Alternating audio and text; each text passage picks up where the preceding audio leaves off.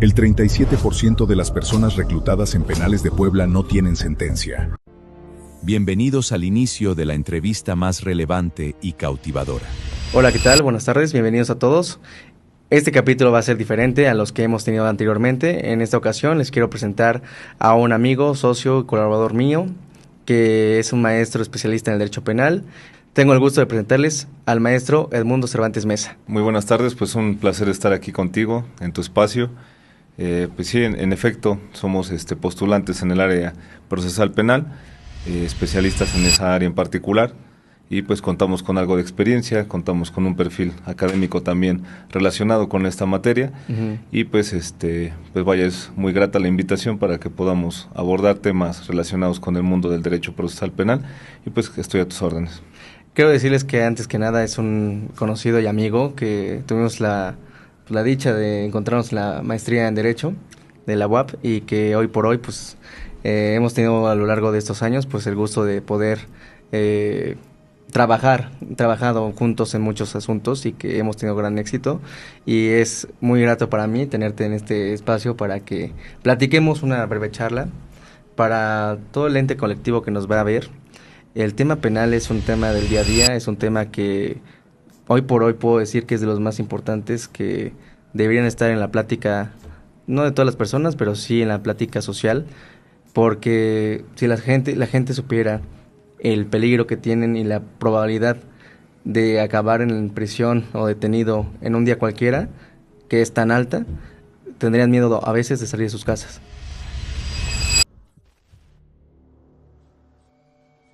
Y esa es la realidad de México y de muchos países, pero hoy centrándonos en México y la realidad que vivimos en este país y en la fiscalía y con los policías en general, pues da pie y pautas. Hay muchos documentales, hay muchos casos que hemos conocido, públicos y privados, y que realmente pues sí es un tema de mucho interés, porque repito, si la gente supiera lo fácil que es terminar detenido, se espantaría. Entonces, sí, por pues a darle. Sí, claro, a diferencia de las demás áreas jurídicas, el derecho penal pues es un área en donde está de por medio tu libertad personal. Entonces, desde ahí ya se distingue una situación más compleja en cuanto a lo que se está peleando, ¿no? La materia de la litis. Regularmente es la comisión de conductas delictivas, y esto conlleva a que estas conductas, en consecuencia de cometerlas o actualizarse, pues tengan una consecuencia que propiamente es la pena, ¿no? La pena de prisión, la pena de multa, pago de reparación del daño, que son tópicos que de cierta manera, si los abordamos de manera indistinta, pues nos vamos a poder percatar que tienen una alta complejidad cada uno de ellos, y que pues todo deriva precisamente de la incoación o del inicio de un proceso penal, ya sea un proceso penal en donde se inicia a través de una detención en flagrancia, ya sea a través de un caso urgente, ya sea a través de una orden de aprehensión que fue ejecutada. Entonces, bajo estos supuestos es donde propiamente inicia el proceso penal, y es donde, dependiendo de estas situaciones que se actualizan, es como se tiene que optar por una estrategia para poder desarrollarse y poder llevar a cabo de manera eficaz un proceso de esta naturaleza. Bien, entonces vamos a irnos por partes. La verdad es que esto es un tema que aborda muchos temas y subtemas, pero para hacer una plática, una charla más amena, quizás deberíamos empezar por las tres formas en las que puede ser una persona privada de la libertad en el contexto de una detención.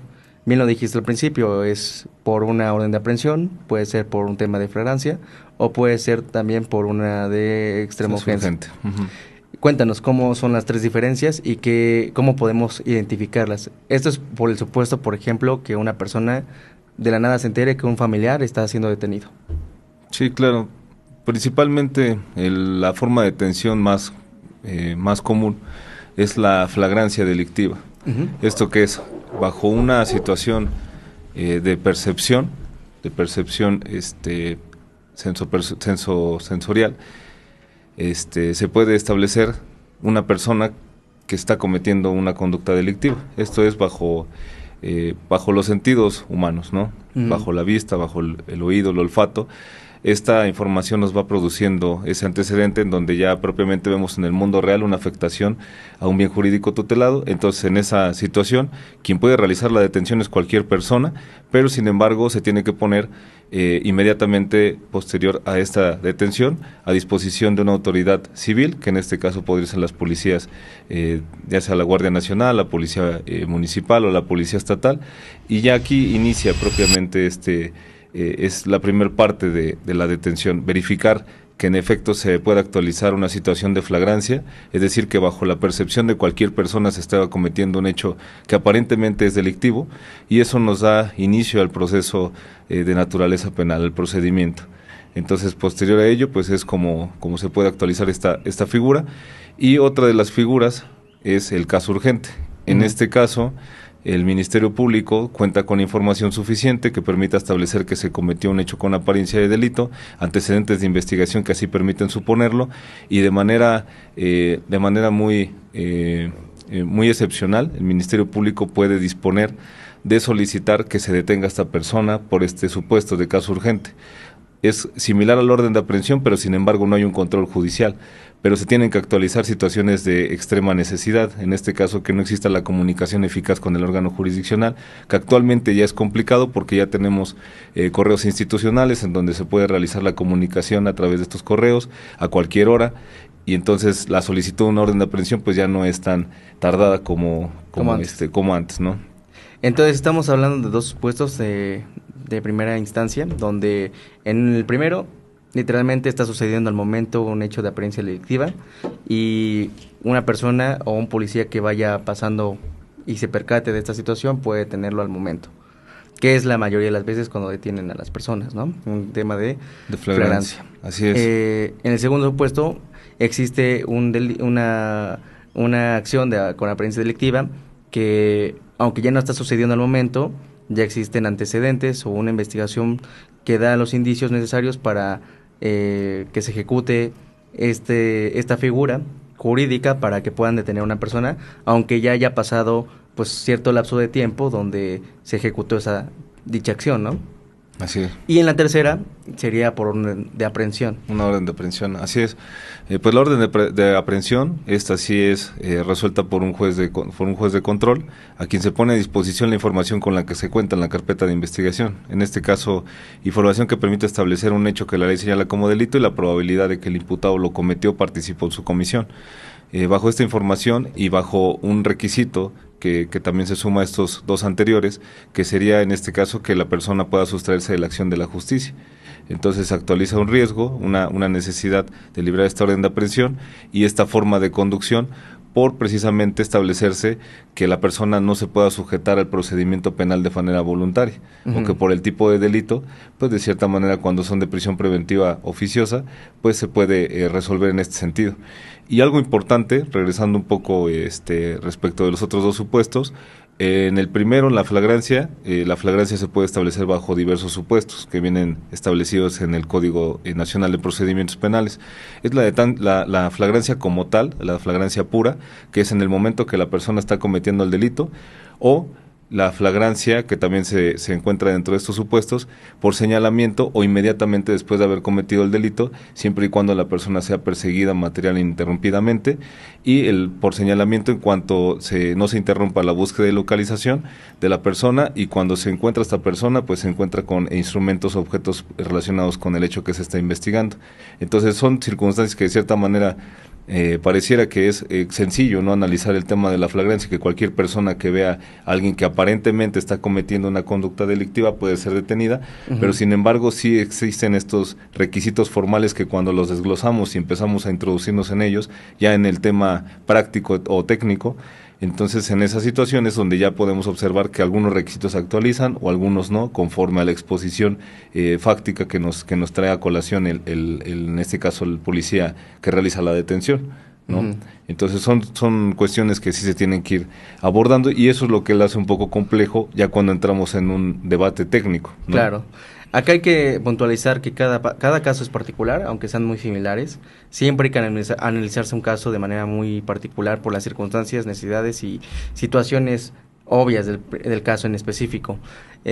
A muchas veces nos han llegado personas que nos dicen, es que a mi pariente o a mi fulano tal sucedió algo similar y salió por determinada circunstancia. Y yo lo que tratamos de explicar es siempre lo mismo, es que bueno, las circunstancias y el orden del delito, el tipo, se encuadró o no se encuadró, puede haber muchas circunstancias que cambiaron y por ende, pues, esa persona salió, ¿no? Pero no siempre va a ser igual. Vámonos un poco atrás, para palabras simples, en términos claros, para la gente que no tiene ese nivel técnico de derecho jurídico, podríamos decir que pues, la detención en flagrancia es cuando sucede con una amplia gama de posibilidades, pero en estricto sentido, de términos simples, pues cuando está ocurriendo, ha ocurrido, pero siempre bajo la vigilancia, supervisión o persecución inmediata de personas o una autoridad que haya percibido un hecho de apariencia delictiva.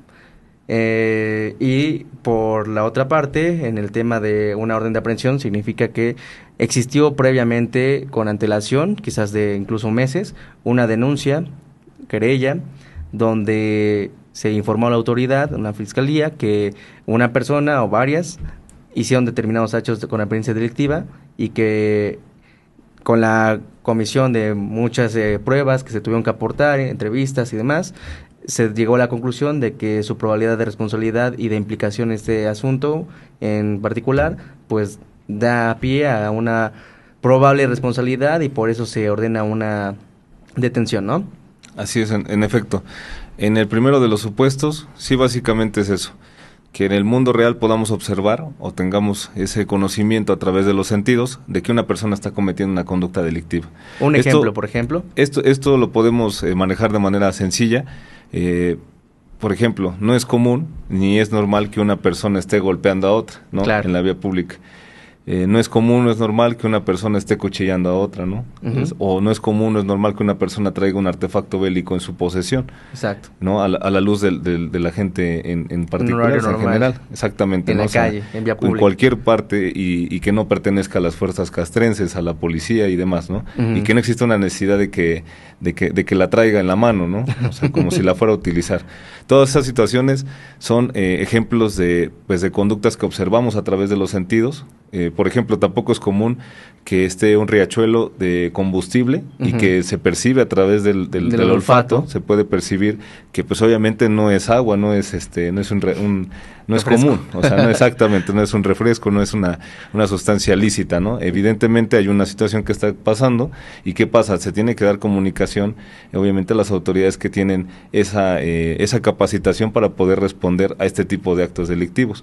No precisamente intervenir de manera directa porque sería complicado arriesgarnos en cuanto, por ejemplo, ¿no? Una persona que está agresiva y que tiene un arma, ya sea punzocortante, ya sea un artefacto bélico, pues tampoco vamos a arriesgar nuestra integridad por salvar probablemente la de otro, ¿no? Claro. Si no tenemos los medios para llevarlo a cabo. Entonces, ¿qué pasa ahí? Pues sí se necesita la intervención del Estado, ¿no? Llamar a una policía, tratar de seguirlo o de al menos en los parámetros de lo posible, pues con la observación, ver hacia dónde fue, en dónde se ocultó, a dónde se metió, para poder darle esa información, ahora sí, ya a una autoridad competente que pueda evidentemente arriesgar en auxilio de esta situación, pues su vida, pero es su trabajo, un policía, claro, por ejemplo. No, y es muy necesario que el particular que observó la conducta delictiva en un primer momento sea entrevistado por parte del policía, porque el policía cuando llega de momento no tiene la información de manera flagrante, o sea, él no puede percibir, no puede percibir por sí mismo que se esté cometiendo la conducta. Probablemente la persona ya está asegurada, probablemente la persona ya inició ya inició una persecución en contra de él y entonces ellos dan seguimiento y demás, pero propiamente ellos no regularmente tienen la intervención flagrante en las conductas delictivas. Exacto. Entonces esa es la situación, o sea, entonces cuando se denuncia un hecho con apariencia de delito, lo procedente también es que la persona quien lo denuncia y quien lo percibe, pues tenga que rendir esta información a través de una entrevista. Exacto. Antecedentes de investigación que ahora sí permiten dar sustento a qué ocurrió. Entonces nos acercamos más a lo que realmente ocurrió y verificar si este hecho que acaeció en el mundo real es delictivo o no es de interés para el derecho penal, ¿no? Exacto. Y respecto de la orden de aprehensión, el requisito importante es precisamente lo que menciona, la necesidad de cautela.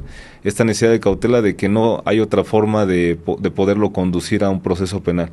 Es decir, Si en un delito de secuestro, por ejemplo, evidentemente es complicado que a través de un citatorio para poderlo para poder formular imputación, pues aparezca la persona, ¿no? Que de plena voluntad se presente en día y fecha indicada, pues para Así que es. se le impute. Una orden de presentación en el mismo sentido. Y entonces ya la necesidad de emplear una orden de aprehensión es precisamente porque los dos últimos, los dos anteriores, es decir, la orden de presentación y la orden de comparecencia no son suficientes para poder traer a esta persona al proceso penal. Entonces la necesidad de cautela opera en ese sentido. Es lo que se tiene que actualizar para que se pueda librar una orden de aprehensión. Incluso el análisis que se realiza. Anteriormente se realizaba en una audiencia pública en donde nada más, no era pública porque únicamente entraba el Ministerio Público, o sea, pero de cierta manera una audiencia obviamente oral y con las características del proceso, pero sin embargo nada más entraba el Ministerio Público y el juez, y entonces el Ministerio Público de manera oral exponía las razones por las que solicitaba se librara la orden de aprehensión. Actualmente ya a través de la utilización de medios tecnológicos, pues ya podemos solicitarla a través precisamente de la solicitud por escrito, pero a través de esta vía. Entonces, por esas razones que yo considero que se inutiliza la figura del caso urgente. Claro. ¿Por qué? Porque ya de cierta manera tenemos más facilidad de poder solicitar, como agentes del Ministerio Público, poder solicitar una orden de aprehensión en lugar de agotar una detención de carácter urgente, sin que nos expongamos de cierta manera a poder violentar algún derecho humano ni demás, no meternos en complejidades, porque realmente la responsabilidad de quien libra una orden de detención, en este caso en el supuesto de caso urgente, es el agente del Ministerio Público. No tiene un control jurisdiccional y por lo tanto pues la responsabilidad únicamente es de él, ¿no? Es de él. Bien, ahora que ya pudimos identificar estas tres únicas formas legales de que una persona sea detenida, las personas que de alguna manera, vamos a hacerlo muy general porque como pueden ver este tema da para mucho contexto, pero hay que hacerlo un poco más amigable para que todos nos identifiquemos de alguna manera, para que sea de fácil entendimiento. Una vez que nosotros ya podemos identificar esas tres formas en que una persona puede perder su libertad de manera legal, evidentemente pues tenemos que identificar cuál fue la situación. Si mi pariente, mi amigo acabó siendo detenido por un tema de flagrancia, un tema de orden de aprehensión o un tema de caso urgente. Ese es en primer momento. Las personas que son detenidas, desafortunadamente la falta de información sobre sus derechos muchas veces es coartada por la autoridad. En ese sentido existen por ejemplo, ¿cómo se llama? Se me fue el nombre, la confesión. Confesión que muchas veces bajo presión, amenazas, el hecho de que una persona sea detenida, de alguna manera, pues genera ya pues, un cierto impacto, presión y en general miedo, ¿no? Sea por un hecho que sí ocurrió o por un hecho que no ocurrió, que como podemos ahorita ir indagando en el desarrollo de esta plática, nos vamos a dar cuenta de que en muchas ocasiones hay detenciones arbitrarias que no tuvieron que suceder y que básicamente fueron el resultado de estar en el tiempo y el lugar incorrecto. Pero otras muchas sí, claro que con todas las de la ley tenían que estar detenidos esas personas, ¿no? Pero bueno, vamos a identificar los derechos que toda persona, sea o no sea culpable, tiene para cuando es detenido. Ok. Hay una situación aquí que de momento equivocadamente se maneja. ¿En qué sentido? Cuando los policías realizan la detención de una persona, vamos a encontrar informes policiales homologados, que es el documento que realiza el policía quien realiza la detención, el agente aprensor, en donde encontramos un acta de lectura de derechos, pero estos derechos regularmente son de persona imputada. La Constitución en el artículo 20, apartado B, establece los derechos de una persona imputada.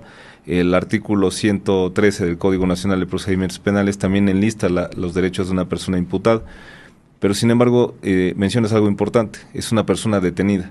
Y entonces, al contrario de esto, esa fase todavía no llega, o sea, Exacto. Todavía no se clasifica el hecho con apariencia de delito por el que fue detenido en flagrancia, todavía no se llega a un momento en donde ya se está incoando una investigación de manera formal. Entonces, se tiene que leer derechos de persona detenida. En el artículo 152 del Código Nacional de Procedimientos Penales se enlistan unos derechos que son atribuibles a esta persona o a esta calidad en específico.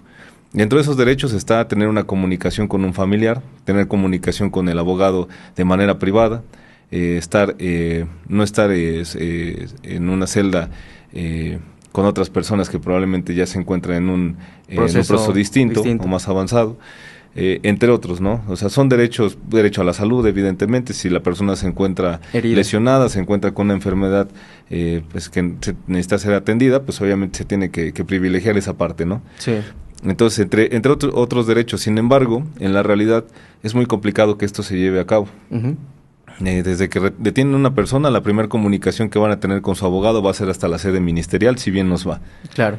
Porque en el caso particular, en el estado de Puebla, es complicado cuando detienen a una persona, porque si no llegas el día que la detuvieron a la sede ministerial, es decir, a las oficinas de la gente del Ministerio Público, y te entrevistas con él, probablemente él va a salir de turno al otro día, y al otro día ya no lo vas a encontrar.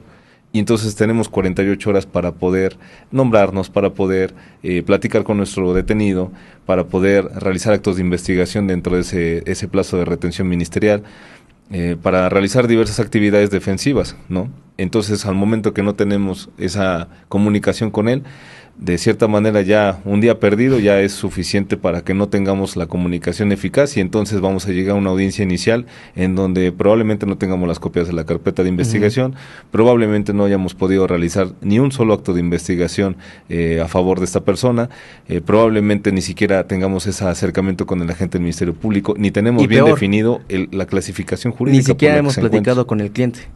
Eso es lo más grave, ¿no? Porque a veces nos brincamos esta parte y nos vamos directamente a la audiencia, y ya al cliente le decimos, tú guarda silencio, ahorita no declaras, se te da cuando te den la oportunidad de responder la formulación de imputación, tú dices que no tienes nada, que yo me hago cargo de todo, ¿no? Uh-huh. Pero a veces no a veces, sino siempre va a ser importante escuchar la versión de él. Claro. Desde cómo lo detuvieron, si en este caso hubo agresión física, uh-huh, agresión verbal, si, por ejemplo, ¿no? O sea, en el tema de las confesiones, que anteriormente se daba más en el sistema que precedía al actual, al acusatorio, esa situación en donde las personas eran obligadas a declarar y a proporcionar información que evidentemente lo incriminaba. Uh-huh. Actualmente, a través de la reforma de junio del 2008, que se implementó en el 2016 y por la cual se implementó en todo el país nuestro actual sistema de justicia penal, se incorpora también el principio de no autoincriminación. Entonces, ese principio de no autoincriminación que permite que las autoridades privilegien ese derecho, de que tú no rindas una declaración en primera si no son con las formalidades necesarias, en presencia de tu abogado y toda esa situación, y en segunda, que esa información, si te incrimina, pues no estás obligado a mencionarla. Uh-huh. Entonces, es ese tamiz que pasamos para que una persona pueda ser sujeta a una declaración y aceptar la responsabilidad. Que también, aun y cuando pasa esto, este sistema es tan benevolente en ese sentido de la valoración probatoria, que si, aunque se rinde la declaración, pero no existen indicios suficientes para poder acreditar esta declaración que se está dando por parte del imputado, que se puede asemejar a la confesión, y no contamos con elementos de prueba suficientes, entonces no se va a dar por cierta, no se va a dar por acreditada, y entonces continúa la investigación. Sí. A pesar de que pueda una persona rendir esta declaración en su perjuicio. En su perjuicio, que lo incrimine. Entonces, así es. Es interesante todo esto que comentas, porque bueno, las personas del común, o sea, nosotros porque de alguna manera conocemos esta materia y pues nos dedicamos a eso, pero una persona que no tiene conocimiento de eso y de repente, ¡pum!, de la noche a la mañana detienen a su familiar, entra en una especie de catarsis, de crisis, donde la desesperación llama a todo, y empieza la familia de todo tipo a una lucha contra el reloj, porque su familiar está detenido, y desafortunadamente las condiciones del propio sistema, pues las probabilidades son que quede con una mayor tiempo de estadía privado de su libertad. Claro. ¿Qué tiene que pasar ahí?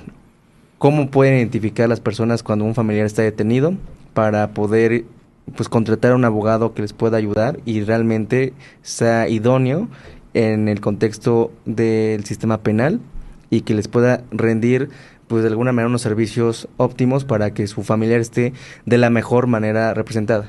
No puedo creer lo que estoy viendo. ¡Alto!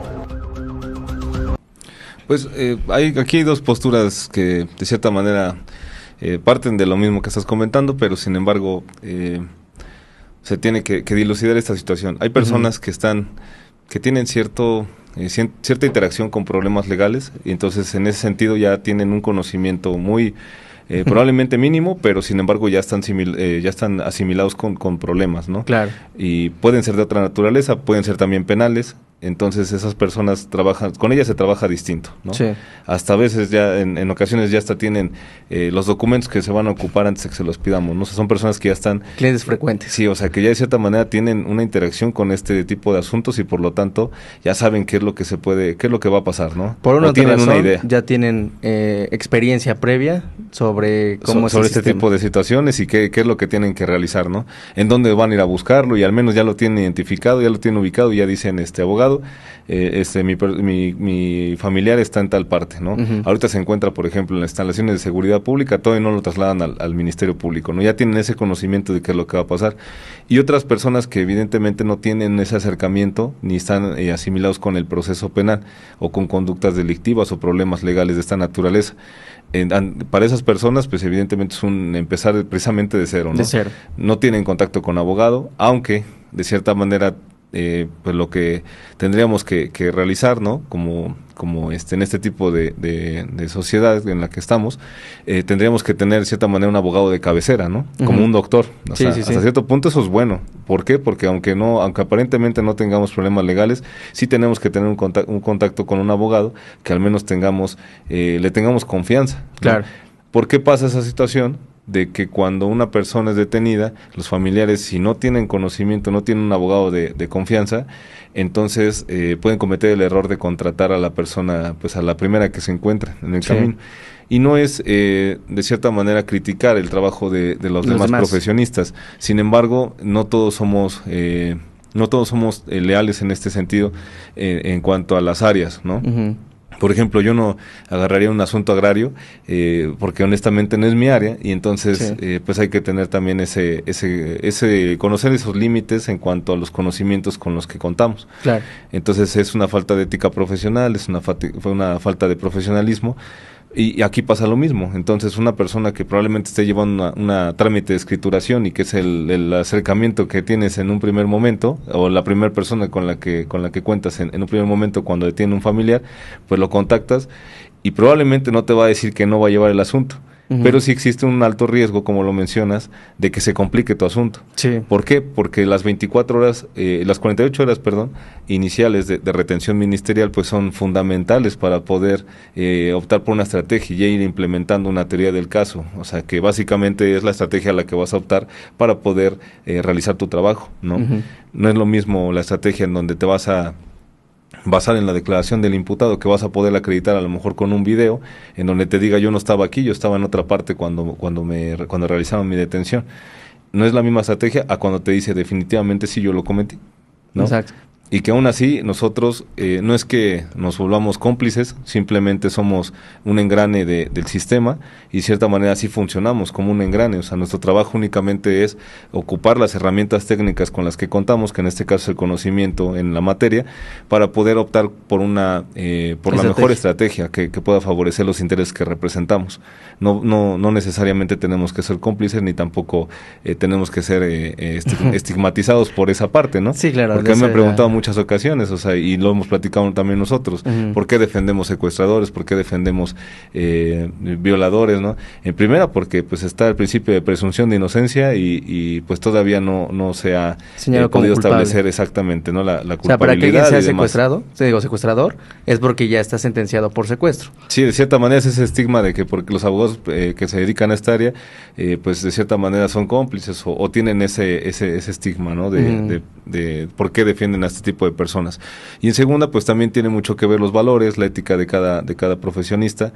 Y te digo, o sea, al final del día es dejar las emociones a un lado, dejar a un lado las cuestiones personales, que sí, evidentemente, si nos ponemos del lado de la víctima, pues nunca defenderíamos ningún caso, ¿no? Claro. Entonces, es simplemente ser profesionales, basarnos en la estrategia que podamos desarrollar, realizar nuestro trabajo, que es lo que nos corresponde, y que a veces no es nuestro problema el hecho de que la gente del Ministerio Público no realice su investigación de manera eficaz. Sí. Es es una situación en la que nosotros nos basamos para poder emplear una estrategia y decir, aquí hay una insuficiencia probatoria, aquí hay una vulneración de derechos humanos, aquí hay una situación que permite que esta persona obtenga su libertad, aun y cuando probablemente sí lo haya cometido. Claro. ¿No? Entonces, son situaciones que se van tomando en consideración cuando tú tomas un asunto de esta naturaleza.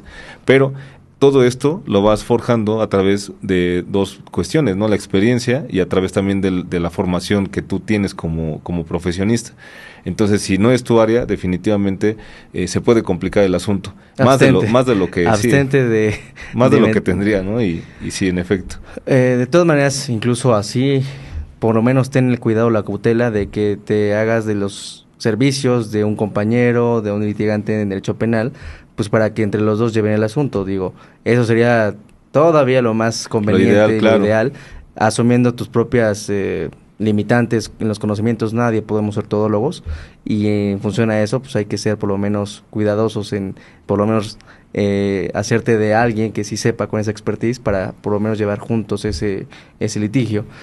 De otra manera, yo les aconsejo, por ejemplo, ¿tú qué le dirías a una persona que tiene un familiar detenido, no tiene ninguna experiencia en ningún campo del derecho, nunca ha tenido ninguna demanda, nunca ha tenido un pleito, y de la noche a la mañana su familiar es detenido? Van contigo y te dicen qué hay que hacer. Sí, aquí, de manera honesta, el primer contacto que se tiene con el cliente es aceptar básicamente la información que ellos tengan, o sea, que nos proporcionen toda la información que tengan, porque es muy complicado y a veces pasa que tú les preguntas, bueno, ¿y qué fue lo que pasó? ¿No? O sea, o por qué consideran que detuvieron a su familiar, y que de momento desconozcan todo, ¿no? O sea, eso también no es, ¿y qué pasa mucho? Posible, ¿no? Pasa que de repente ya nada más se enteran que está detenido, a veces porque un amigo, un conocido les dijo que se llevaron a su familiar detenido. Entonces, cuando una persona tiene total desconocimiento de eso, ¿qué tienen que hacer? Sí, primero tratar de reconstruir desde la última ocasión que lo vieron, la última vez que tuvieron contacto con él, con quiénes estaban, y de ahí nos vamos haciendo una idea. O sea, vamos construyendo una idea de qué fue lo que pasó, hechos. Al menos en la primer plática. Sí. O sea, decirle, bueno, final de cuentas, si lo acaban de detener hoy, si se enteraron que lo detuvieron hoy, entonces ya el abogado en automático sabe que contamos con 48 horas de la investigación, en este caso por la retención ministerial, a partir de que es puesto a disposición por parte del aprensor del agente del Ministerio Público. Entonces, ya una vez que se encuentra con el agente del Ministerio Público, empieza a correr este término de las 48 horas. Ya sabemos regularmente, por ejemplo, aquí en la zona, en el estado de Puebla, si es fuero común, entonces ya sabemos que regularmente lo van a poner a disposición de, por ejemplo, no sé si fue en la capital, en el Complejo Metropolitano de Seguridad Pública, que está en el periférico. Ya sabemos que ahí lo vamos a encontrar. Probablemente más tarde, probablemente en lo que hacen la puesta a disposición 5 horas después, ahí es donde vamos a encontrarlo. Con la información que nos proporcionaron y después con la información que nosotros vamos a ir a investigar al momento de designarnos como defensa, es como ya construimos una estrategia. Claro. Y ahí es donde ya básicamente se tiene que establecer todo. Cómo vamos a trabajar, si también ellos tienen las posibilidades tanto materiales, porque a veces se requieren documentos, se requieren cierta información que pues a veces no cuentan con ella porque probablemente estén de paso por la ciudad, probablemente sean de otro estado, entonces son cuestiones que pueden variar indefinidamente, ¿no? Sí. Y entonces una vez que tengamos esa información, que sepamos que con qué cuentan, con qué no cuentan, de ahí implementamos la estrategia y la forma en cómo lo vamos a trabajar y la complejidad también del asunto. Si hay víctimas, si es un delito de peligro, como pudiera ser una aportación de arma de fuego, y ahí no hay víctima como tal unipersonal, sino es la sociedad en general, y o sea, situaciones así que vamos nosotros analizando conforme a la clasificación jurídica de este hecho por el cual lo detuvieron. Es decir, puede ser un delito de robo, puede ser un delito de abuso sexual, un delito de secuestro, un delito de extorsión, etcétera, ¿no? Claro. Entonces, eso es lo importante, más que nada acercarnos a la información con la que se cuenta, y siempre trabajar no de lo que nos comenten los demás, sino de lo que obra en la carpeta de investigación. Sí. Porque esa es la primera información que va a llegar al juez de control si llegamos a una sede judicial.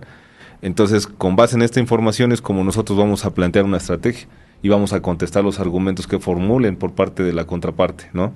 Entonces es una situación en donde escuchamos esa información, verificamos la información con la que cuentan y vemos con qué contamos nosotros. Y ya ahí se implementa la información, se implementa la estrategia. La estrategia ideal. Sí, básicamente es eso lo importante. Como primera barrera de información. Yo creo que las personas que cuentan con experiencia o sin experiencia con un familiar detenido tienen que saber que existe el Registro Nacional de Detenidos, donde es una herramienta muy importante y eficaz que pueden ustedes localizar y técnicamente tener a la mano como primera información, digamos como una primera ayuda. El hecho de que tú tengas conocimiento o tengas la presunción o alguien te haya comentado que tu familiar posiblemente esté detenido, para verificar eso, puedes meterte a cualquier buscador de internet, buscar el Registro Nacional de Detenidos y poner los datos de tu familiar o pariente, conocido o amigo, para que tú puedas identificar si es o no que está pues, siendo privado de la libertad de una manera legal. Sí. Todos por protocolo tienen que estar ahí registrados, y en caso de que no es, seguramente es algo pues de carácter delictivo totalmente contra el derecho. Ahora, una vez que ya tienen identificado al familiar, al conocido, al pariente, al amigo, ya conocen más o menos el asunto, porque bueno, como bien dices, muchas veces si bien nos va, las familiares o amigos que nos llaman ya saben por dónde va el asunto, y otras muchas pues no tienen ni idea. Se acercan, nosotros con esa afinidad de ya ser abogados representados de estas personas que están privadas de la libertad, tenemos que pues imponernos sobre la carpeta que está siendo iniciada. Tenemos que buscar bajo qué delitos, cuáles son los hechos, que el contacto primerizo va a ser con el Ministerio Público, ¿no? Que esté en turno y que esté siendo el encargado de sobrellevar la atención de este caso en particular. Entonces, una vez que nosotros de alguna manera iniciamos con la representatividad de estas personas, tenemos que hacernos de la información que sí existe ya formalmente en la Fiscalía. ¿Es correcto? Así es.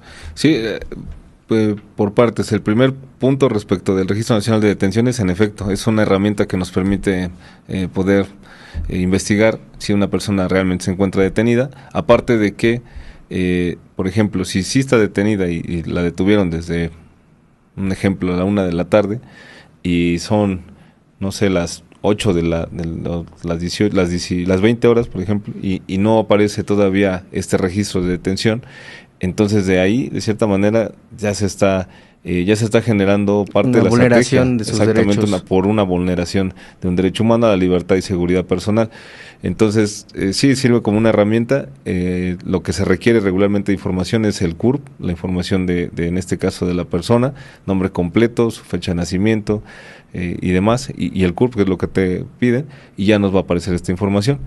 Y respecto de la actuación que tenemos que realizar en sede ministerial, una vez que ya tengamos conocimiento que la persona detenida se encuentra detenida y dónde se encuentra puesta a disposición, es principalmente acudir, realizar el nombramiento correspondiente, ya que tengamos la calidad de defensa, entonces ya tenemos acceso a los antecedentes de investigación. Y pasa algo aquí curioso, ¿no? Cuando no nos dan acceso a los antecedentes de investigación, ¿qué hacemos? Porque es lo que regularmente pasa. O sea, de momento al abogado no le dan acceso, a los familiares mucho menos. No sabemos ni por qué delito están, no tenemos información de nada. Entonces, tenemos recursos a los que se pueden acudir.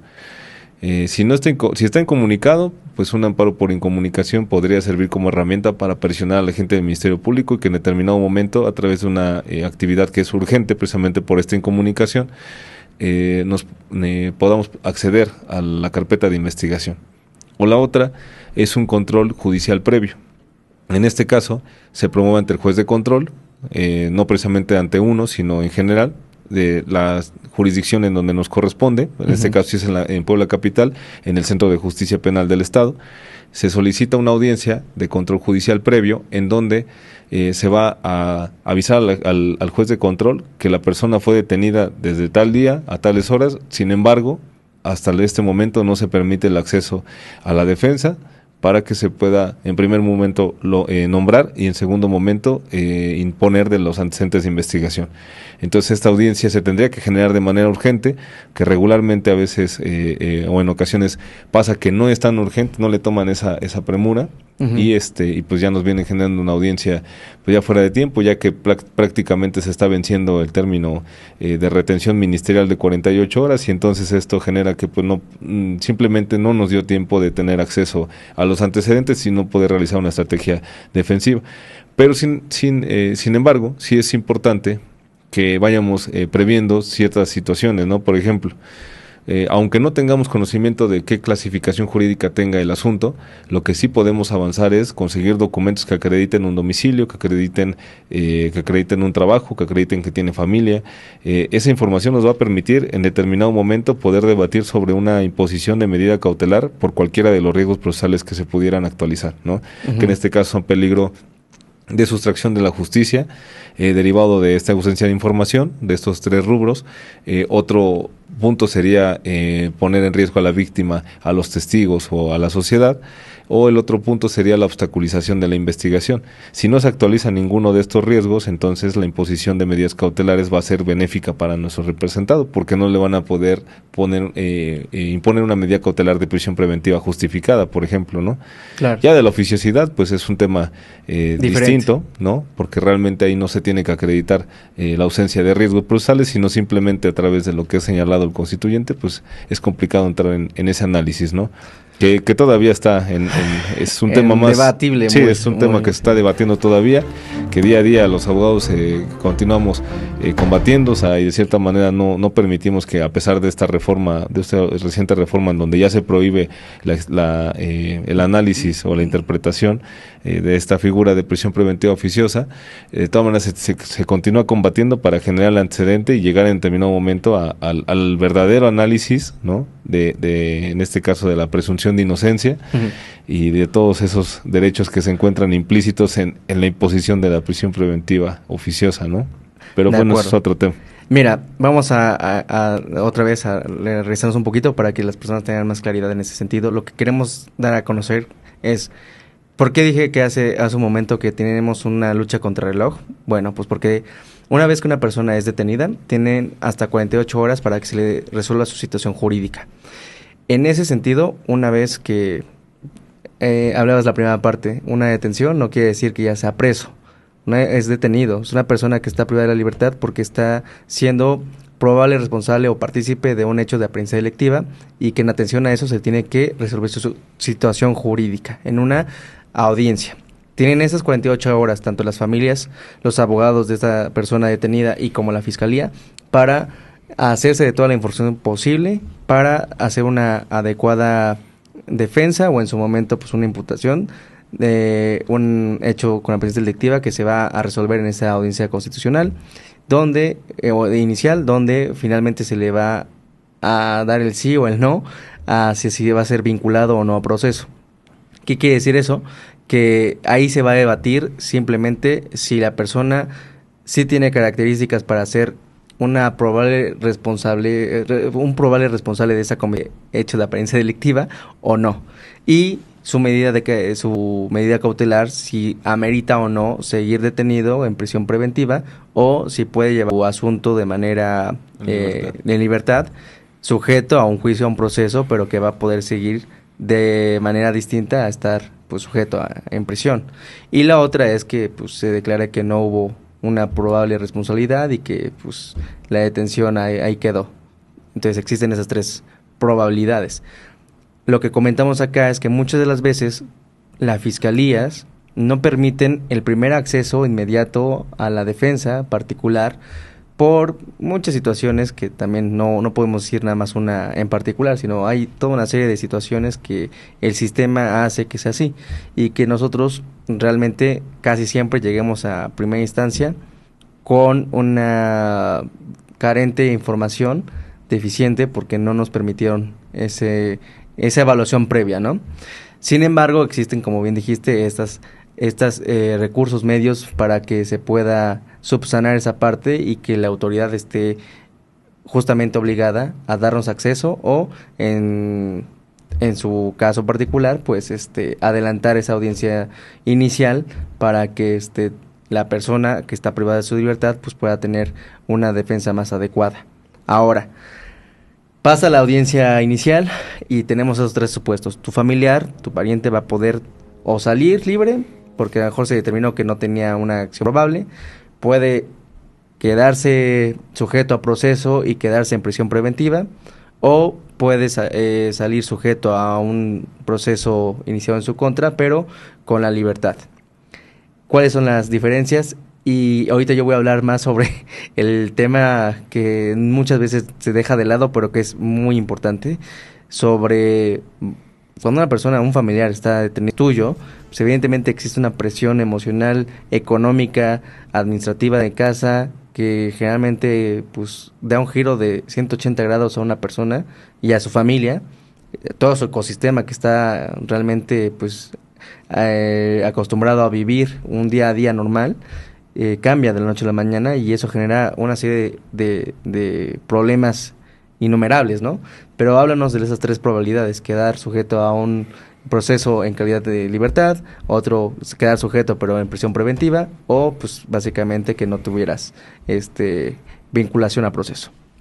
Ok, pues cuando se concluye el plazo de retención ministerial, es decir, estas 48 horas, el agente del Ministerio Público va a analizar si es que existe la necesidad de continuar con el proceso y formular imputación a través de esta forma de conducción, que en este caso podría ser la detención de una persona en flagrancia, y en ese caso en particular, solo en ese, se va a verificar ante el juez de control algo que se denomina control de legalidad de detención. Es el primer punto que el juez de control va a entrar a análisis, a estudio, o sea, si es que no se vulneraron derechos durante la detención, y lo va a dividir en 3 puntos. El primero de ellos va a ser la flagrancia, porque el agente del Ministerio Público tiene que mencionar cuál de los supuestos de flagrancia es el que se actualiza. Flagrancia pura, cuasiflagrancia, ¿no?, como también se denominaba anteriormente, o en este caso flagrancia por señalamiento.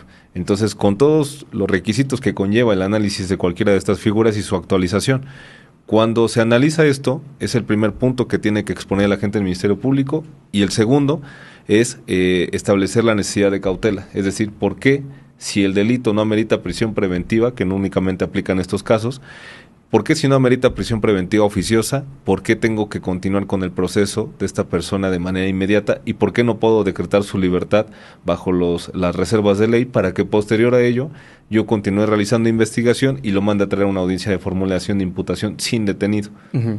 Entonces, tiene que hacerse esta pregunta y responderla, y no solo eso, sino también exponer las razones que motivaron este resultado. ¿Por qué lo trajiste a una audiencia inicial con detenido cuando pudiste haberlo dejado en libertad? Bueno, ahí básicamente entra esta ausencia de información del domicilio, de localización en este caso, o sea, de un domicilio, de familia, si cuenta con un trabajo.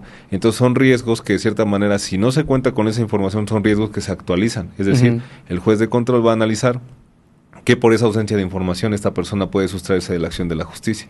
Es decir, no hay forma de garantizar que esta persona, por los arraigos que tenga, ya sabe, de domicilio localizable, familia que es responsable de manutención, por ejemplo, de sus hijos, de su esposa, dependientes económicos, todo ese asiento familiar. Todo ese arraigo que genera es una información vital para el juez de control para determinar si es viable o no es viable que una persona que está siendo sujeto a un procedimiento penal pues tenga la capacidad de la ubicación y de localización por parte de la Fiscalía para que él siga siendo investigado y siga siendo sujeto a este proceso judicial. O de lo contrario, pues eso da la apertura de decir, esta persona no es viable, pues porque no hay dónde localizarlo, dónde ubicarlo, no tiene trabajo formal, no tiene un domicilio pues realmente localizable y no cuenta con familiares dependientes económicos que de cierta manera garantice pues que él no se vaya. Así es. Entonces, eso es lo que se analiza en esa primera audiencia inicial. En efecto, en la primera parte, en el primer segmento procesal, cuando hay detenido, el control de detención analiza esos 2 puntos, más aparte uno más, que en este caso sería la retención ministerial, que el plazo no se haya excedido. Uh-huh. Es decir, a partir de que se hizo la puesta a disposición por parte del aprehensior en sede ministerial, a partir de ese momento empieza a correr el término de las 48 horas y no puede exceder por ninguna razón. Si excedió, entonces también la consecuencia que va a ocasionar es que se califique de ilegal la detención, obtenga su libertad esta persona y pues se pueda formular imputación posteriormente, pero sin esta calidad de detenido. Entonces, sin esta presión que tenemos de que la persona se encuentra detenida y ya puesta a disposición del órgano jurisdiccional. Entonces, eso es lo que primero se analiza, el control de legalidad de detención, en el caso en el que la persona ha sido detenida de manera flagrante. En el caso de que no, de que, por ejemplo, la persona fue denunciada, se inició una carpeta de investigación, se fueron aportando elementos de convicción hasta el grado en donde ya el Ministerio Público determinó que en efecto sí ya se cuenta con información suficiente que pueda sustentar una formulación de imputación ante un juez de control. En ese supuesto únicamente va a llegar un citatorio en el caso de que no sea un delito de prisión preventiva oficiosa. Entonces, citatorio, si no se presenta el citatorio, orden de comparecencia, probablemente con ayuda de la fuerza pública, donde lo encuentran, lo van a llevar y lo van a traer al sede judicial para que le puedan formular imputación, y ya en el último de los supuestos, la última forma de conducción y la más agresiva, la orden de aprehensión. Queda puesto a disposición del órgano jurisdiccional, y aquí es donde propiamente se establece que se inicia el proceso penal, a través de que está puesto a disposición la persona para que le puedan formular imputación. Ahí deja de estar a disposición del órgano, del órgano en este caso ministerial, y ya está a disposición del órgano jurisdiccional. Entonces ahí se inicia la formulación de imputación. En la formulación de imputación, que es el segmento que sigue después, es en donde se le comunica a la persona investigada por qué se le está investigando, quién depone en su contra y cuáles son los elementos de convicción con los que se cuentan. Y el tipo penal por el que se le va a... Y la clasificación jurídica, el delito por el que se te está investigando, cuál es tu participación, tu forma de intervención, etcétera. Todos los elementos que componen una clasificación jurídica, que eso ya es una cuestión más técnica. Entonces, ya que se comunica esto, y obviamente el hecho, ya que se comunica esto, viene otro segmento. Se cierra de formulación de imputación. A las partes únicamente nos dan la oportunidad de formular aclaraciones o precisiones. Por ejemplo, si no se estableció cuál fue su forma de intervención, entonces es lo que podemos solicitar que se precise, ¿no? Información de esa naturaleza. Posterior a esto ya se le da la oportunidad al imputado de rendir una declaración, que de cierta manera es un derecho que tiene en cualquier etapa del proceso hasta antes de que se dicte el fallo. Entonces, pero en ese momento en particular, el Código Nacional nos establece que existe la oportunidad para contestar la formulación de imputación y rendir la declaración. Es un derecho constitucional y también del Código Nacional. Si esta persona refiere no declarar, entonces se va a continuar con el siguiente segmento. Pero si refiere sí declarar, ahí como estrategia tendríamos que analizar si la declaración puede ser sustentada con elementos de convicción, porque de nada serviría, y es lo que regularmente de cierta manera recomendamos, de nada serviría que aunque él mencione que no cometió la conducta delictiva, que él no estaba ahí y demás, pero si no tenemos sustento demostrativo, no lo podríamos acreditar con nada. Claro. Entonces se quedaría como una manifestación aislada, y por lo tanto una manifestación aislada pues sin convicción, o sea, sin medios de convicción que la sustenten, básicamente es nada más son palabras al aire, ¿no? Cierto. No tiene ningún impacto. Ni para bien ni para mal. Exactamente. Y muchas veces, incluso una declaración puede ser incluso en su perjuicio. Efectivamente, la información que se proporciona regularmente, lo que cuando optan por declarar es porque dicen no ocurrieron así los hechos, ¿no? O sea, ocurrieron de una manera distinta. Y aunque se les recomienda, hay gente que dice, yo quiero declarar, y también lo hace. Bueno, y entonces empiezan a mencionar que bueno, que sí se encontraban en el lugar, que en efecto sí conocen a la persona, que en efecto sí estaban presentes en esa hora. Entonces, ¿qué pasa? Se sitúan en el horario, en el lugar y bajo ciertas circunstancias que lo único que hacen es darle credibilidad a lo que ya les formula una imputación, a ese acontecimiento. Exacto. O sea, no están diciendo soy culpable, pero están diciendo sí estuve ahí y estaba con las personas que están siendo investigadas conmigo.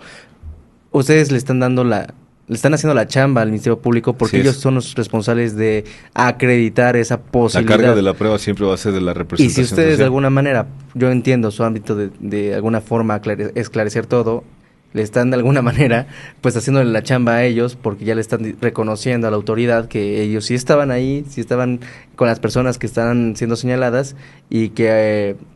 acuérdense de algo, tanto peca como el que le dispara al animal como el que le agarra la pata. Entonces, eso a lo mejor quizás sí cambia el tema de su responsabilidad, que se va a evaluar en su momento, ¿no?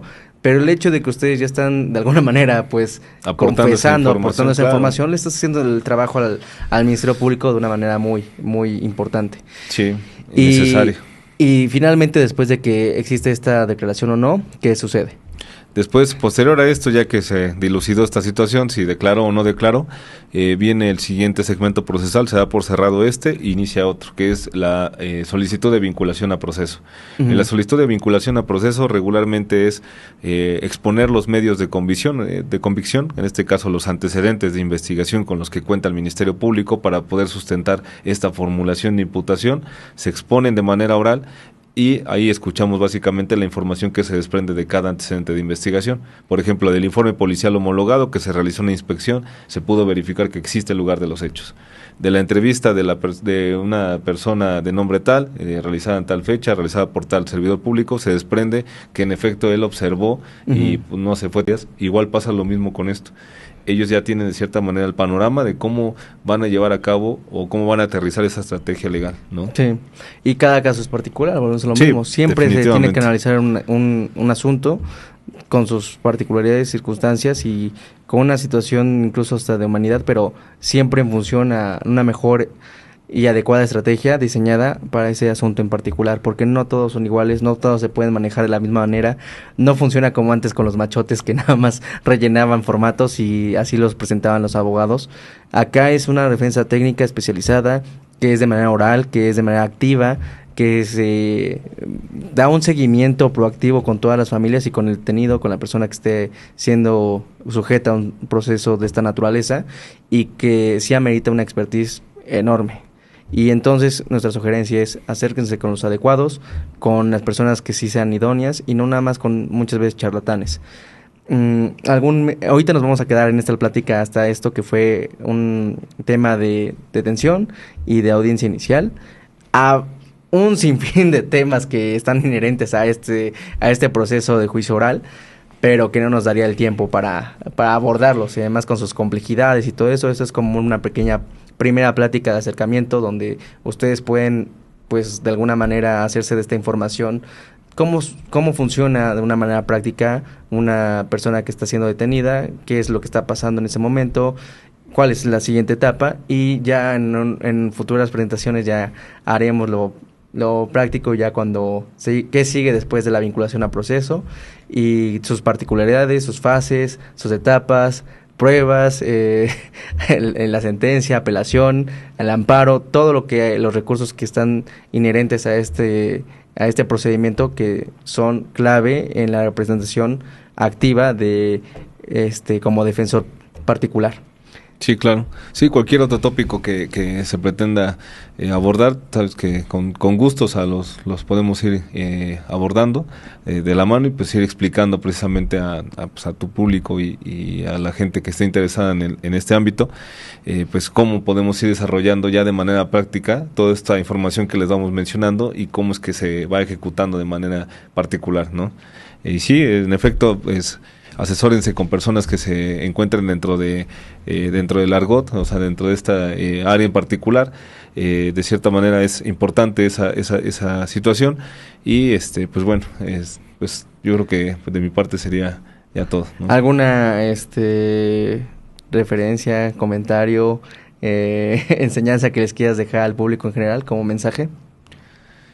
Pues bueno, tú comentabas algo importante respecto de momento lo barato sale caro. No precisamente me voy a fijar en la cuestión material, en la cuestión del costo de los honorarios, sino simplemente en que sí hay que observar adecuadamente y escuchar también o tratar de investigar nuestras posibilidades. Quién es una persona que sí se encuentra, que sí tiene las herramientas para poder desarrollar un proceso, para representarte de manera adecuada, y quién definitivamente te está mencionando cuestiones que no. La persona que te menciona sin conocer una carpeta de investigación, o sea, un abogado o un pseudoabogado que te menciona que va a obtener tu libertad únicamente con el hecho de que ya le comentó, o sea, la única información que le proporcionan de momento es: está detenido mi familia, no te preocupes, te sale en tanto, yo ya tengo el contacto con el juez, ya tengo el contacto con el Ministerio Público.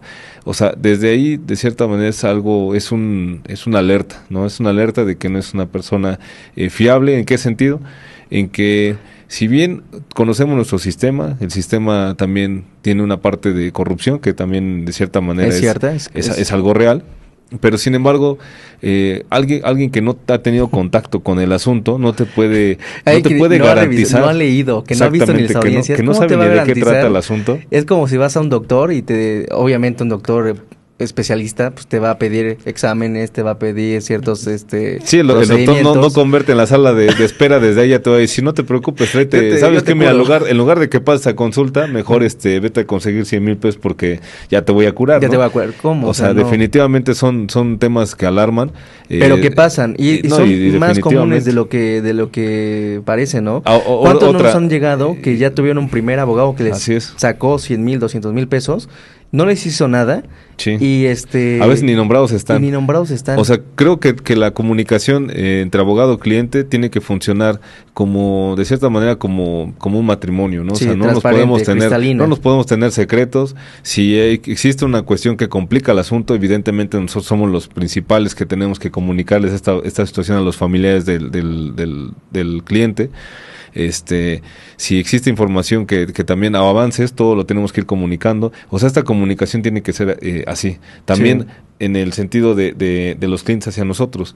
O sea, si nos esconden algo, evidentemente tarde o temprano va a aparecer dentro de la carpeta de investigación, ¿no? Sí. Entonces siempre tiene que ser esta comunicación y tampoco es viable, o sea, trabajar sin contrato, considero, porque de momento eso es lo único que te va a permitir que tengas esta exclusividad en cuanto a la estrategia de defensa, en cuanto a lo que vayas actuando, porque si no, de lo contrario, lo que va a pasar es que tarde o temprano, o sea, no vas a tener no te van a revocar porque va a llegar alguien más labioso, alguien más que le va a venir a vender cuestiones que no.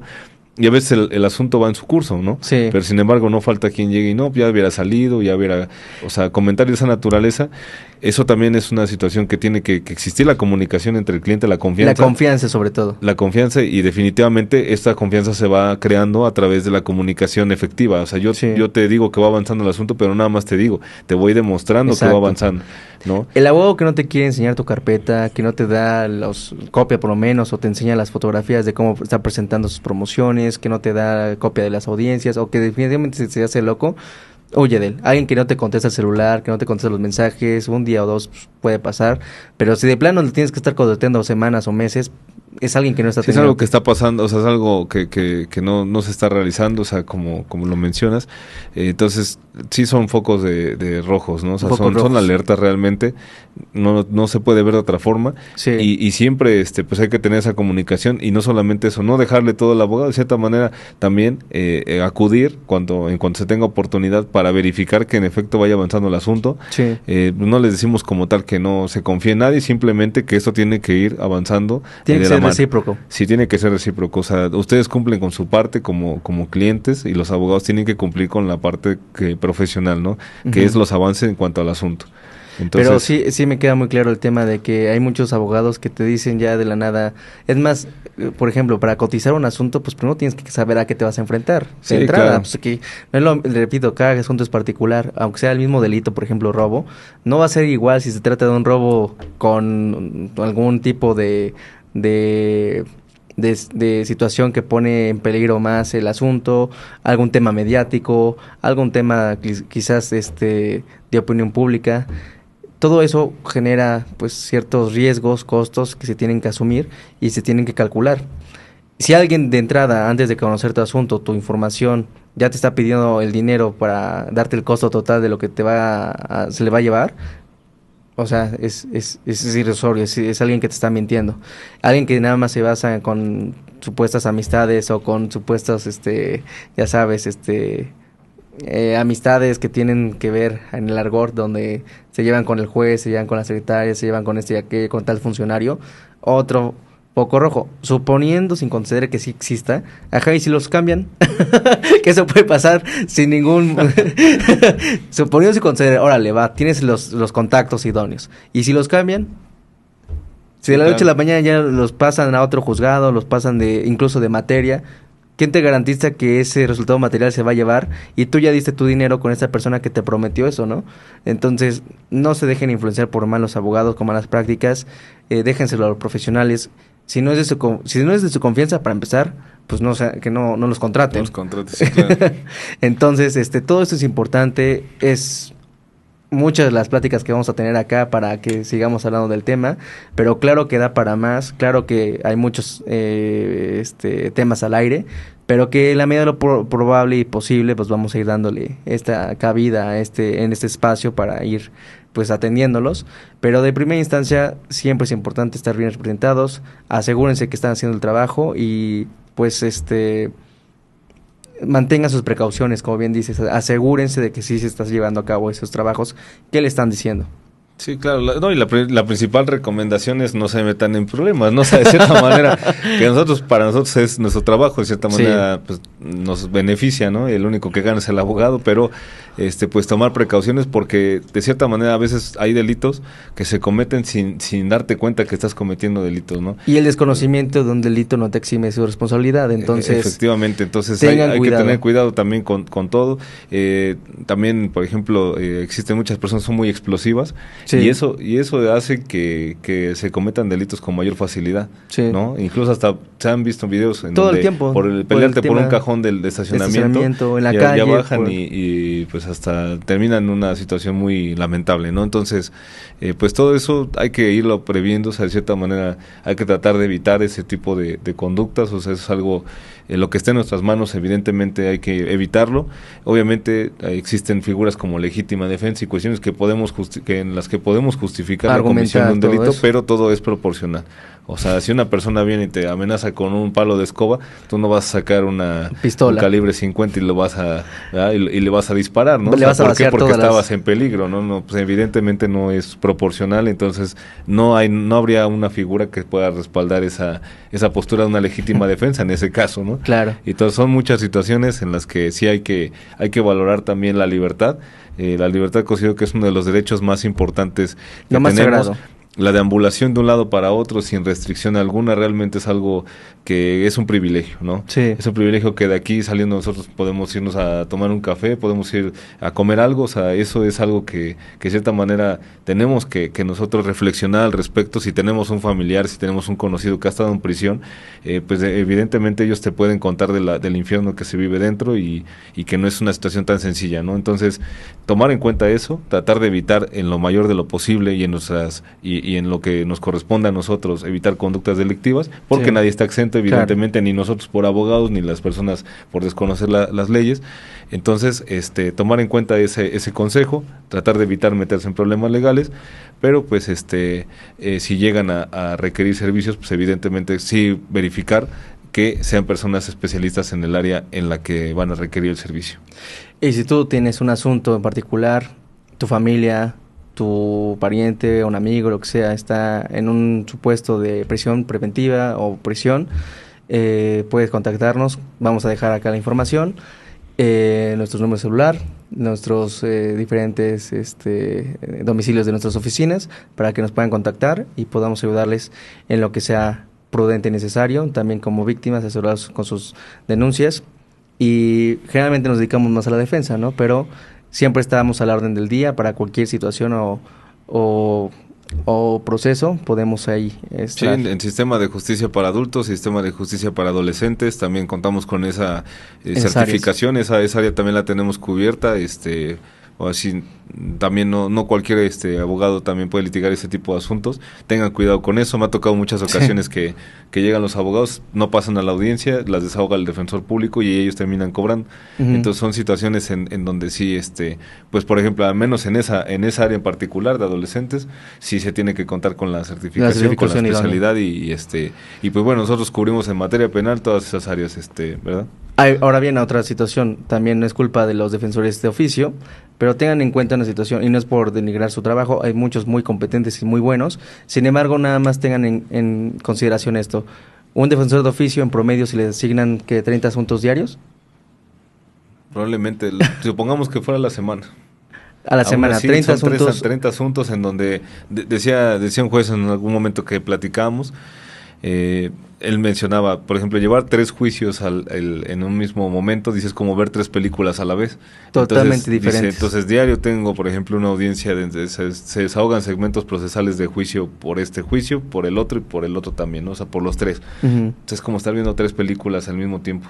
Sí. Entonces es complicado. Ahora imaginemos la carga de trabajo, por ejemplo, para un Ministerio Público que tiene 120 carpetas de investigación porque están en integración, algunas con detenidos, algunas en investigación complementaria, algunas en juicio.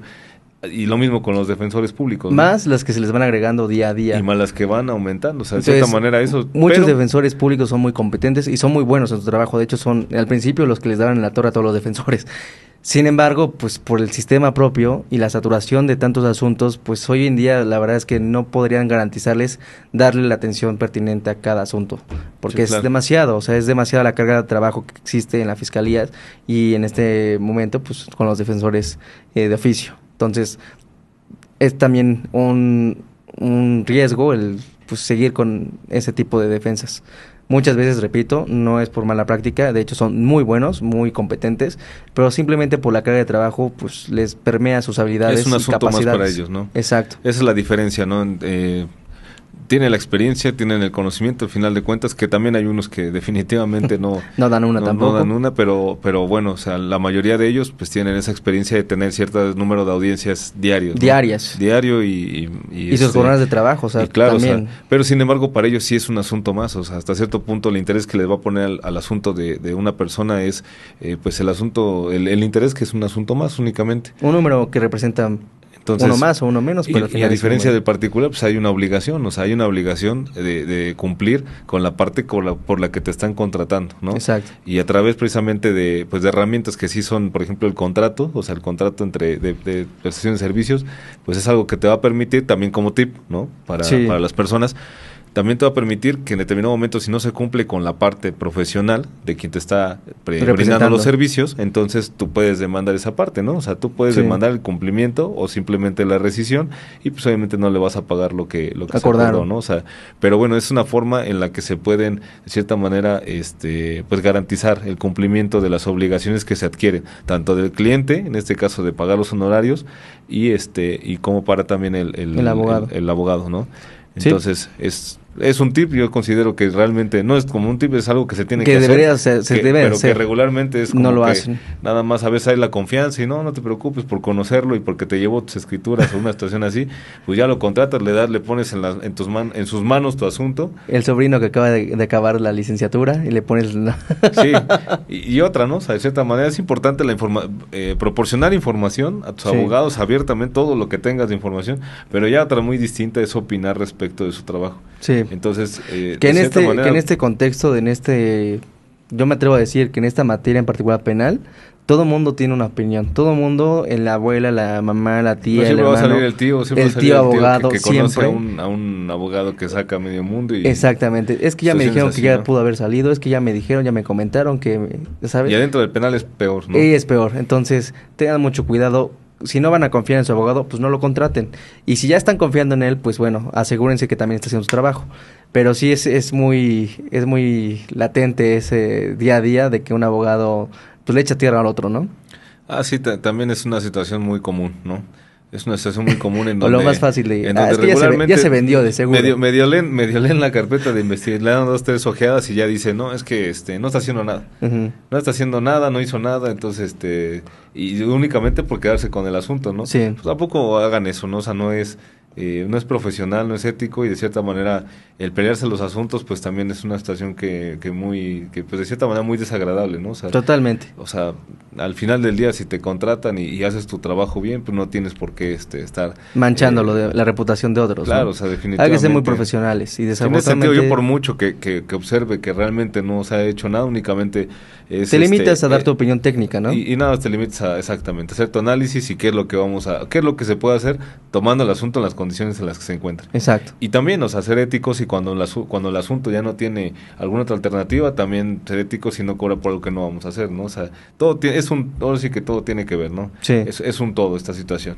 Pero lo más importante es siempre conducirse con la verdad, con ética, con profesionalismo, decirle a los clientes la verdad, aunque les duela, hay que ser transparentes y claros. Muchos por eso no te puedes tú comprometer a asegurarles un resultado. En este ámbito menos, o sea, menos, en este ámbito... ¿por qué? Porque hay muchas circunstancias que no puedes controlar, no eres Dios, o sea, la verdad de las cosas es que hay muchas circunstancias que no puedes controlar o que simplemente, si hay por así decirlo, un dedazo, o si hay un señalamiento, una línea directa, ¿qué vas a hacer ante eso? O sea, hay cosas donde no puedes controlar, no puedes tener injerencia por muchos contactos y situaciones que tú digas que tengas. Como abogado tienes que ser realista y tienes que decirle la verdad a las familias, a las personas que son tus clientes y conducirte con la verdad.